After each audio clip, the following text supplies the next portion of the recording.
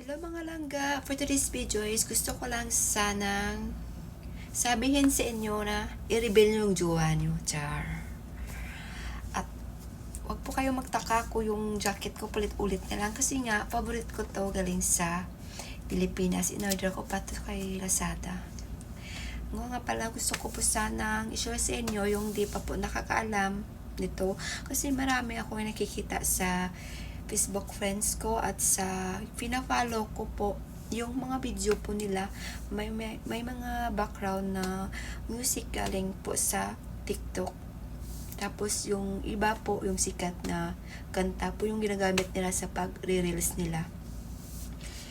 Kaya gusto ko pang sabihin sa inyo na di po tayo mag-upload ng reels na galing sa TikTok na may copyright.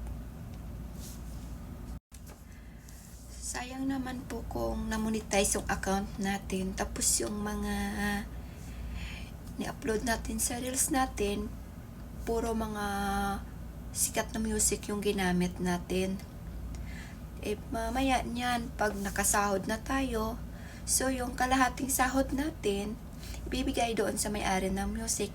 Kumbaga, 50% sa may-ari ng music, 50% sa'yo. Hindi nga siguro yung 50% sa'yo, siguro nga mga 20% lang or 80% doon sa may-ari ng music. Kaya kung ako sa'yo, na hindi ka gusto may kahati dyan sa jowa mo, sa sahod mo, huwag po kayong gumamit ng sikat na music or trending.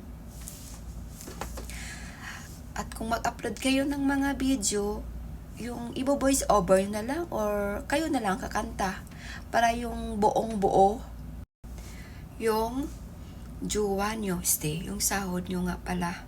So, yun lang po.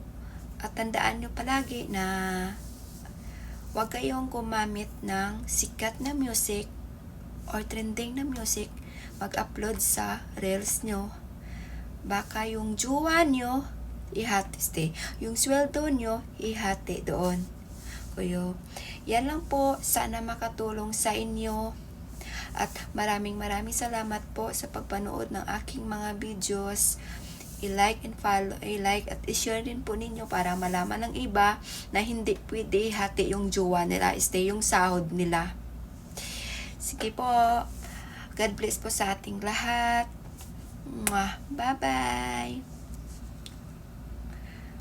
Sa wag ihati yung jowa, yung sahod.